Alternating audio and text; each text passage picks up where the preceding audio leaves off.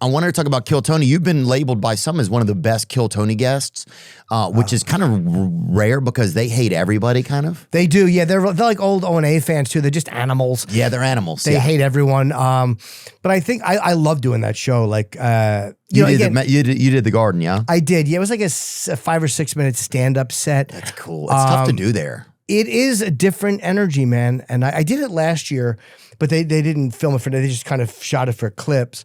But when you're doing the panel, I would rather, like at the mothership, I've done the panel a lot. And I always like to give if I can give the comics a bit of advice, I try to, because a lot of those guys are really terrible and a lot of them are really good, but they're just raw. And as a new comic, man, I was so fucking easily wounded that if someone like made it seem like I really had nothing, I probably would have quit. So I always try to like fuck around, and if I can say something that helps them, I try to. That's a good point. Yeah, I think I remember now when you said that. I remember like one of the first nights I ever did comedy, or maybe the third or fourth time. Like I started like down in New Orleans, and Mark Norman was there, Dane Fauché, a couple some local guys, Scotland Green, some different comedians down there, and but I remember the bartender said, "Hey man, you did a good job," and just something like that little kept me coming back for the next 2 months, you know? Yeah, because somebody who's in the know, somebody who's in that scene recognized it and went, hey, you're right. The bartender in a comedy club or in a comedy scene, they see everybody. Yeah. So when they like you, you're like, all right, I must be doing something right because they see everyone who comes. There was a guy named Rob at Rascals. He was a bartender. And he always liked me. And he was always like, yeah, you're really funny, man. And that gave me confidence back then because every comic came through there. Yeah. And the fact that Rob thought I was funny meant something. You know what I mean? Like, that's like when other comics respect you. Oh, yeah. You feel like, fuck, I'm doing something right. Because the guys that are the hardest to make laugh or the most critical about it like what I'm doing. Yeah, one night I was coming off stage and Bill Burr said something. I had to go on before him at the Dolby Theater, and I was so nervous. I'd never even been on a theater stage before, and I did pretty good. Right, it just went good. And I was coming off, and he's like, "Pretty good, man." You know, some little, even just getting him to even if he just spit on my back, it would have. You know? Yeah. If he'd have come on one of my legs, it would have been like, thank you. Even just something. If he just multiple migs it at you. Yeah. Has the audience stopped cheering, Clarice? Yeah. But yeah, it would have been perfect, dude. But yeah, just, it's so funny, little things like that. What do you think about Kill Tony and that whole, like, when you see that, what do you think about? Do you see it as a phenomenon? Like, do you see it as like a change? Like, what do you think about it? I think it's great because it gives a lot, the people who badmouth it, it's like, it's honest. It's like these young guys are getting up on stage. Some are brand new, and you're watching this minute process. It's very hard to be funny in a minute. So hard. And I love the fact that, because Tony is so fast. Like, he really is quick. Yeah. Like lightning fucking fast. And when he plays with people, sometimes they'll be terrible on stage, but they'll win them over in the interview. So he gives you a shot. You have a fair shot at Kill Tony. No one can interrupt your minute. And during the interview, if you have a comic's brain and you're funny, you'll be acknowledged as being funny, even if your set wasn't good. Yeah. I don't feel like there's any bias like, hey, we're going to get this guy because he thinks this, or we're going to choose that guy because he thinks that. I agree. I think it's a very honest formula. I love doing it. And I just have a fun time when I do it. It's so pressure-free, and it's just fun to fuck around and riff. It's like radio. Like, I love doing that show. Yeah, and you get to be around other guys, like you're saying. You know, you just get to be around another group of, like, comics. You're all together. There's the blind guy. There's the Chris Rogers is doing art, you know. It's like, or the black guy, they took his eyes out for being black or whatever, which is, it's like, come on, dude. Those times have changed, but okay.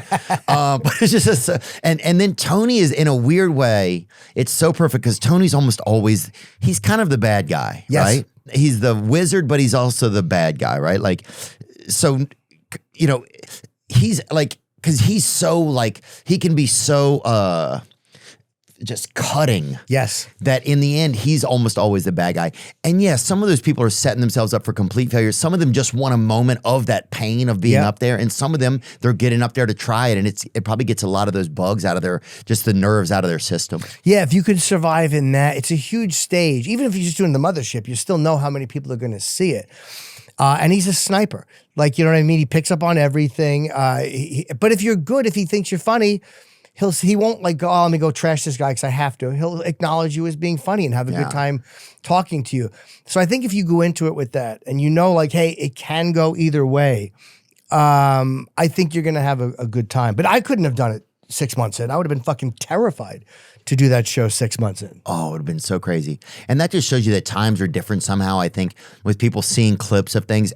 The psychology of society changes and how people are able to be something and not. Like when I was coming up, I couldn't have just, I don't think, gone and done that and known that many people could see it. It would have been way too scary. Yeah, it would have been terrifying. But the balls on, like, because they see guys, like all these guys that are coming through, they're all doing well. Yeah. The ones that have kind of come through, like Cam Patterson is doing great. Or, He just made SNL. He did. Okay, I had heard that, but I didn't want to say it. I didn't know if they announced it yet. He just took it. Please don't. Good for Cam.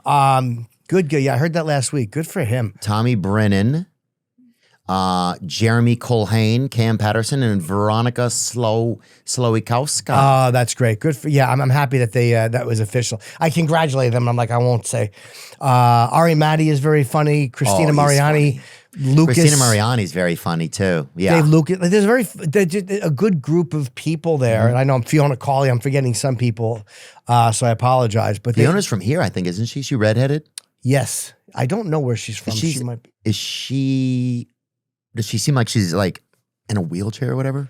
I did get that impression. Okay. Yeah. Yeah. Very definitively got that impression when she wheeled in. I was saying she didn't seem like it. That like right now, I seem like I'm in a wheelchair because I'm sitting here. But when somebody wheels in, you can say without reservation that person's in a wheelchair. Sorry, it was just. And blessings, Fiona. She should be on SNL. She's great. She and I have actually worked together on the same show a few times. So same, definitely. I like that whole crew, and they're all nice. Like, you see them on the events now, and they're getting real followings. So many of them. So it's nice to see these young comics doing really well. And some people, I don't know why anybody would begrudge those guys. It's like there's room for everybody. Like that's what Rogan always says, and that's one thing that I admire about him the most. He always says that there's room for everybody. There's room for all of us to lift each other up. Yeah, like I'm not afraid of my spot, and like we all, as we get older, you feel like, oh, I suck, I'm worthless. Like it's just a part of what made me a comic to begin with. I mean, if I had great self-esteem, I would not have gotten into this line of work. Like, that part of me has remained the same.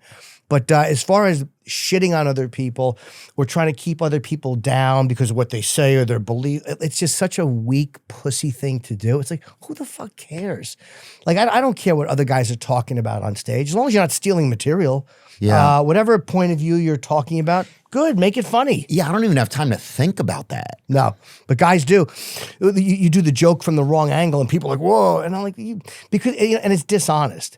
When people criticize that, it's not like, hey, I'm old and I can't handle young people being involved.